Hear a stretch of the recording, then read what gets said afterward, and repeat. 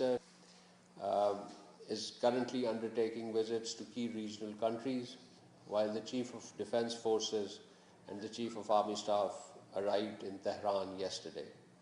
Collectively, these initiatives, these pursuits reflect our sustained efforts for peace and our commitment that these efforts are best advanced through dialogue and cooperation, and this has been a fact which has been acknowledged in diplomatic circles around the world for Pakistan's constructive and stable. These efforts are best advanced through dialogue and cooperation, and this has been a fact which has been acknowledged in diplomatic circles around the world for Pakistan's constructive and stabilizing contributions. The Prime Minister's visit to the three countries has strong bilateral content as well, and I will mention that aspect later. But before embarking on this visit, the Prime Minister undertook intense diplomatic exchanges with his counterparts across the globe. This was before the Islamabad peace talks, and these exchanges continued after the talks. Before the start of these peace talks, the Prime Minister received a telephone call from the Federal Chancellor of Austria, His Excellency Christian Stocker. They held a warm telephone exchange. This was on the 9th of April. The Prime Minister appreciated Austrian Chancellor's strong message of endorsement and support for Pakistan's peace efforts that have helped the US-Iran ceasefire, as well as for ensuring resumption of negotiations between the two sides. Both leaders stressed upon the importance of ensuring that ceasefire be upheld and strengthening the prospect of successful negotiations. The same day, the Prime Minister received a telephone call from His Highness Sheikh Tamim bin Hamad Al Thani, Amir of the State of Qatar. His Highness congratulated the Prime Minister on successful diplomatic efforts that has led to the US-Iran ceasefire. The two leaders expressed the hope that through concerted efforts, peace would return soon to the entire region.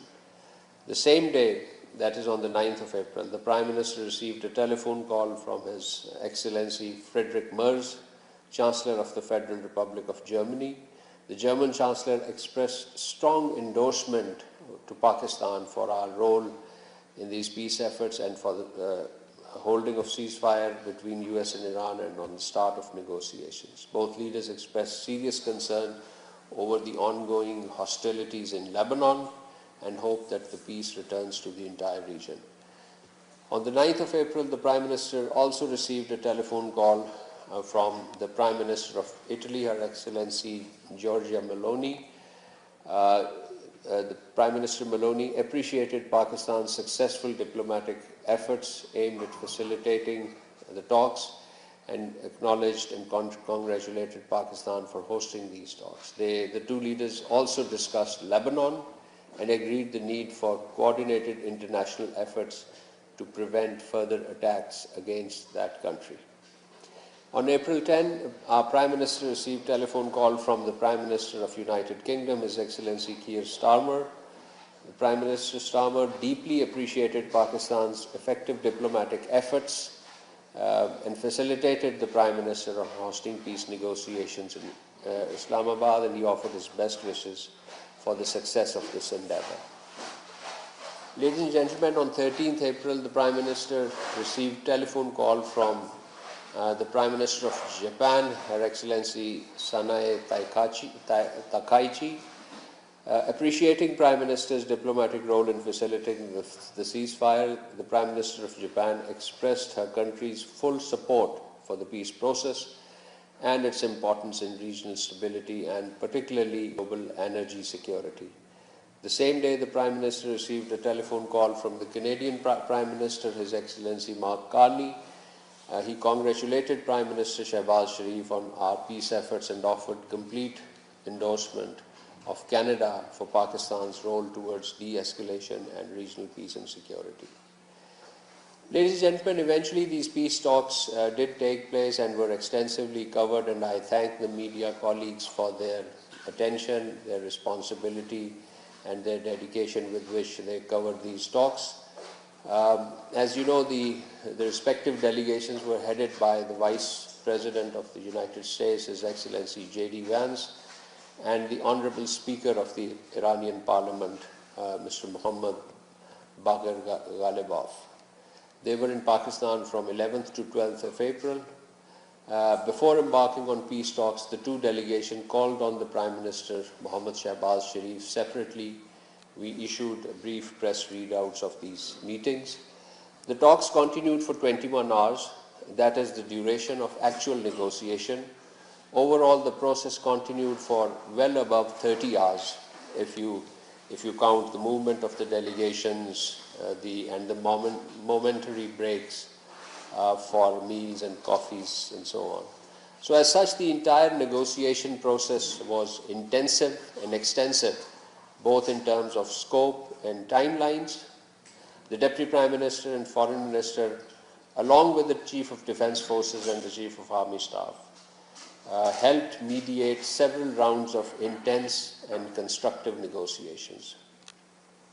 You would recall that in his remarks at the conclusion of these talks, the Deputy Prime Minister, Senator Mohammad Ishaq Dar, had expressed hope that the two sides would continue with the positive spirit to achieve durable peace and prosperity in the entire region and beyond.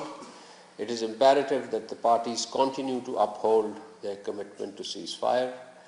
The DPM had also reiterated that Pakistan has been and will continue to play its role to facilitate engagement and dialogue between the two countries in the days to come. And indeed, these words of the Deputy Prime Minister are being upheld now that our Chief of Defence Forces was in Iran yesterday, arrived in Iran yesterday, and our Prime Minister has embarked on a three countries visit. Let me reiterate that the visit to Saudi Arabia and Qatar has, of course, a very strong bilateral component as well. The Prime Minister visit to the three countries is from 15th to 18th of April 2026. The visit to Saudi Arabia and Qatar are in the bilateral context. As I mentioned, you would see the press readouts as the meetings progress. The visit to Turkey is in the context of the Antalya Diplomacy Forum, where the Prime Minister will participate in a high-level panel discussion alongside with the world leaders, and he'll present Pakistan's perspective. Last evening, Prime Minister Mohammad Shahbaz Sharif called on His Royal Highness Prince Mohammed bin Salman bin Abdulaziz Al Saud, the Crown Prince of Saudi Arabia.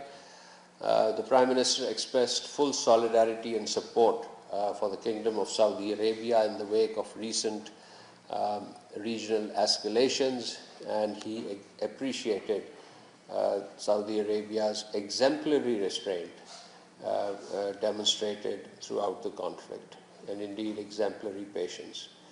The Prime Minister shared with His Royal Highness the recent developments related to Pakistan's peace efforts that led to the US-Iran ceasefire and the recently held Islamabad talks between US and Iran. His Royal Highness, the Crown Prince, appreciated Pakistan's constructive role in the peace process. The Prime Minister expressed his sincere appreciation for His Royal Highness, the Crown Prince, on the Kingdom's consistent support to Pakistan's economic stability. Both countries enjoy a unique relationship, as you know, and there was we both have strong strategic defense partnership under the Pakistan-Saudi Arabia Strategic Mutual Defense Agreement.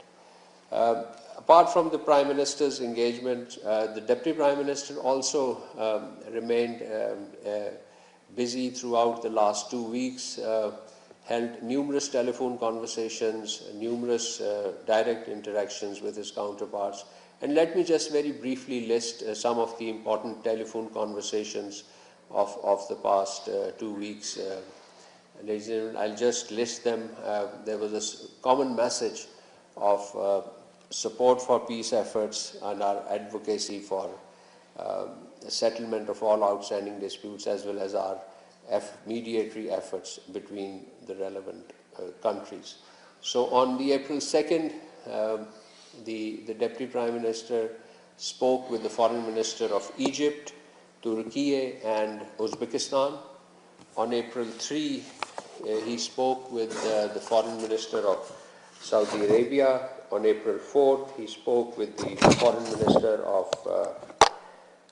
Bahrain and Egypt. On 5th, he spoke with Iran and Saudi Arabia again. And on April 6th, he spoke with the Foreign Ministers of Japan, Portugal, the UK and Canada. On April 7th, he spoke with the Foreign Ministers of Egypt, Bahrain and Norway. On April 8th, he spoke with the Foreign Ministers of Saudi Arabia, Egypt, Turkey, Qatar, the European Union High Representative for Foreign Affairs and Security Policy, Foreign Ministers of Morocco, Spain, Kuwait and Canada. So there were around 8 or 10 telephone calls on April 8th. On April 9th, he spoke with the Saudi Foreign Minister, the Uzbek Foreign Minister, again with the EU High Representative, South African Foreign Minister, Azerbaijan's Foreign Minister and UK's Foreign Secretary.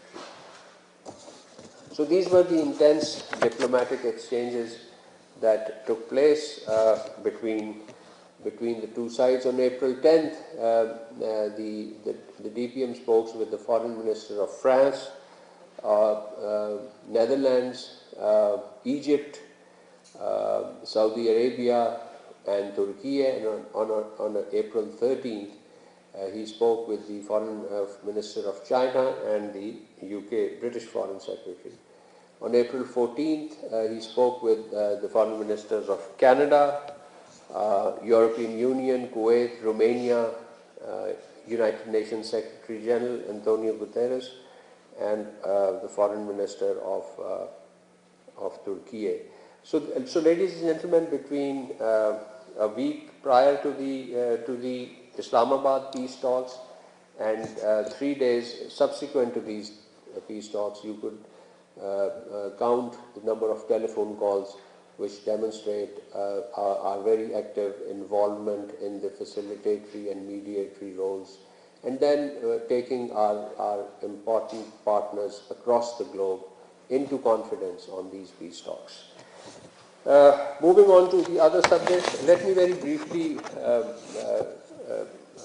go on to the situation in the Middle East, where this week, on the 7th of April, late last week, we expressed our strong condemnation on storming of Al-Aqsa Mosque by the Israeli occupation forces.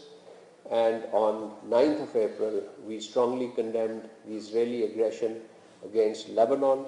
We termed such actions as undermining international efforts aimed at promoting peace and stability in the region. And of course, Israeli attacks against Lebanon constitute a grave violation of international law and fundamental humanitarian principles.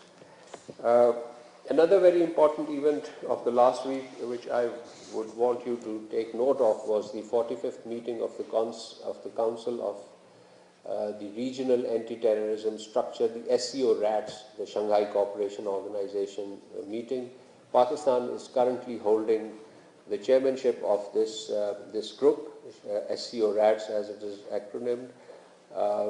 We successfully chaired the 45th Council meeting that was held in Tashkent last week. Our Director General for Counterterrorism, Faria Bukti, is our lead on this forum. On April 3rd, the RAT Council, the SCO RATS Council, conducted detailed deliberation focusing on regional security. Several reporting documents of the SCO RATS were adopted, including the document which would be submitted to the councils of the heads of member states of the SCO. The Council expressed concerns over the developments in the Middle East. It also highlighted the persistent threat posed by terrorist groups in Afghanistan and stressed the need to strengthen cooperation in joint efforts to counter terrorism. It was agreed that the next SCO RATS meeting will be hosted by Pakistan in September. As a frontline state against terrorism, Pakistan continues to make significant sacrifice to ensure regional and global security and remains committed to working with our international and regional partners to advance collective counterterrorism efforts in accordance with the SCO principles, international law, and the UN Charter. And finally, ladies and gentlemen, we also held the senior official meetings of the four countries, Pakistan, Saudi Arabia, Turkey, and Egypt, that was held in Islamabad day before yesterday on 14th. The senior officials is a follow-up of you would recall, the consultative meeting held by our foreign ministers in Islamabad on the 29th of March. From Pakistan, I had the privilege of leading our delegation to these talks. We reviewed key areas of cooperation and prepared recommendation for the upcoming foreign affairs meeting that is to be held in Turkey on the 17th of April. The officials, my colleagues from Saudi Arabia, Turkey, and Egypt also jointly called on our Deputy Prime Minister, Senator Mohammed Asar Dar, and Foreign Secretary, Ambassador Amna Baloch. With this, I'll conclude my opening remarks and open the question for question answers. Ji, Mateen sir. Thank you, Mr. Spokesperson. So, as you also said, Pakistan is still engaged in active diplomacy and in touch with both Washington and Islamabad. Yesterday, we have seen Pakistan's high-level delegation visiting Tehran, including Chief of the Defense Forces.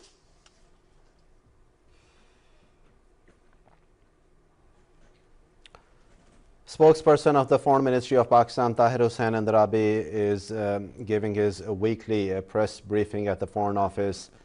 He said that Pakistan's Prime Minister Shehbaz Sharif is on a three-nation tour to Saudi Arabia, Qatar and Turkey.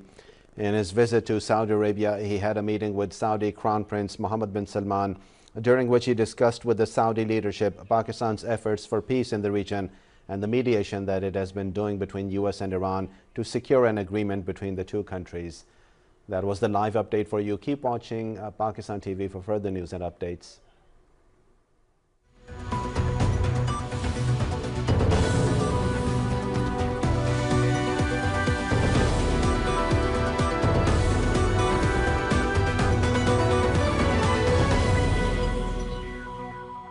Hello and welcome to Unfold. I am Jawad.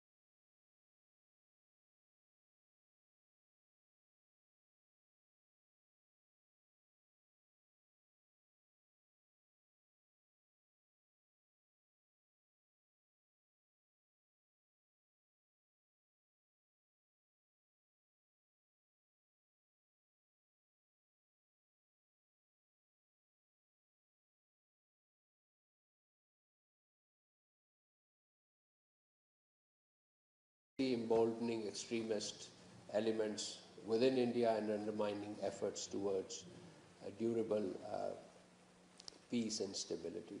Thank you. I'll come back to your next question. I believe there would be quite a few questions, so I'll let me take some other questions.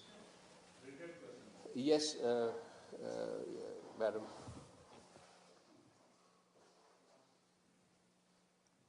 Madam को दे दें फिर आपसे आपके पास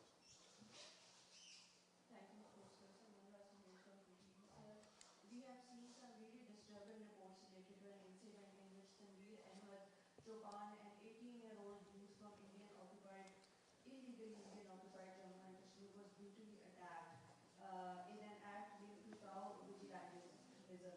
According to the latest reports, the victim's body has not been recovered and is feared to have been drowned. What do you have to say about this brutal incident?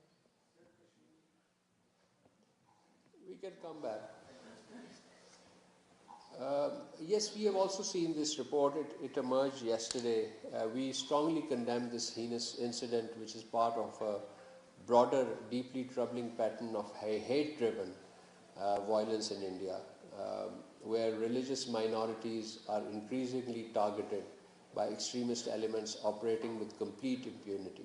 Such acts of so-called cow protection, it's done as you mentioned, cow vigilantes, cow protection, killing innocent people, lynching them in public. This is a very medieval and an ancient practice which is going on in a country which masks itself as the world's largest democracy. So this licensed brutality is extremely disturbing.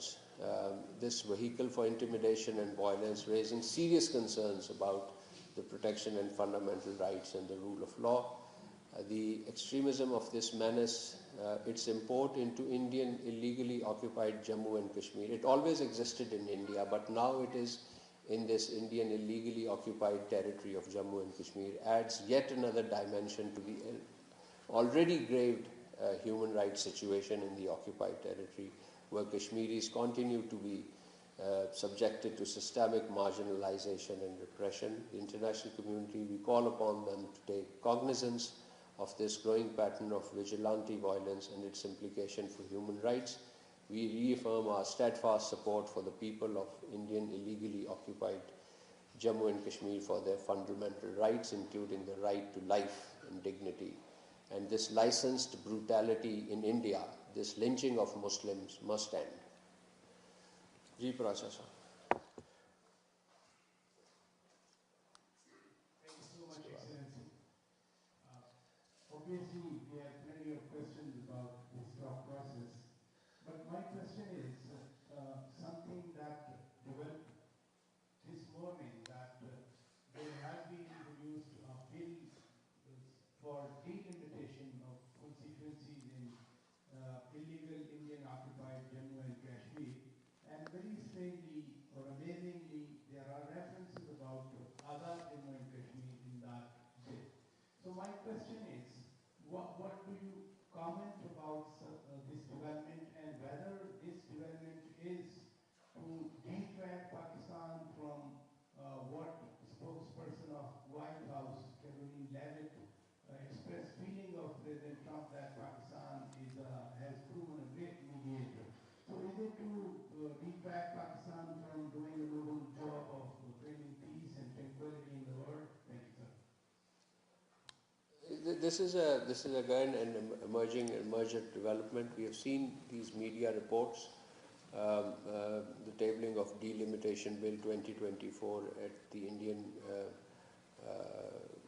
Parliament. We categorically reject India's so-called delimitation process in Indian illegally occupied Jammu and Kashmir, including any provisions related to Azad Jammu and Kashmir. The whole process is illegal, politically grandstanding, devoid of any legal value. It is undertaken in an internationally recognized disputed territory, so such exercises are nothing but an attempt to alter the demographic and political structure of the region and to further disenfranchise the Kashmiri people. India has no legal authority to redefine constituencies, redefine any part of the territory of the Indian illegally occupied Jammu and Kashmir, whose final disposition is to be determined in accordance with the relevant United Nations Security Council resolutions. The extension of this framework of this so-called bill in the Parliament with proposed legislative amendments seeking to apply Indian electoral and constitutional authority to Azad Jammu and Kashmir reflects India's persistent illusion and a state of denial. It underscores a deliberate effort to project a fictitious claim of sovereignty in complete disregard of international law and ground realities. Azad Jammu and Kashmir is a distinct governing territory within its own democratic institutions. India's repeated claim over it is baseless, legally untenable, and symptomatic of a distorted mindset that seeks to mask the reality of a long-standing dispute. Such assertions, of course, carry no legal consequence and only reinforces India's detachment from facts. These measures taken together apart from a broad pattern aimed at consolidating India's illegal occupation of the territory of Jammu and Kashmir while simultaneously advancing its untenable claim. We termed such actions as provocative, irresponsible, and clear violations of international law. No legislative or constitutional maneuver can alter the disputed status of Jammu and Kashmir or prejudice the inalienable right of the Kashmiri people to self-determination. We will continue to support the Kashmiri struggle for self-determination, and the international community must. तर्जुमान दफ्तर ख़ारजा Tahir Hussain Andrabi हफ्तावार news briefing दे रहे थे। उन्होंने कहा कि नायब वज़ीर-ए-आज़म साकडार उनकी team की काफ़िशें लायक तहसीन हैं। चीफ ऑफ डिफेंस फोर्सेस गुज़िश्ता रोज़ ईरान के दौरे पर पहुँचे हैं। हमने भारतीय फ़ौज के जानिब पेशा अफसर कर्नल पुरोहित की तरक्की की खबर भी देखी है। कर्नल पुरोहित समझौता एक्सप्रेस दहशतगर्दी में मुलव्वस था। तर्जुमान दफ्तर ख़ारजा ने कहा कि ये तरक्की भारत की रियासती सरपरस्ती में दहशतगर्दी पर संजीदा सवालात खड़ी करती है।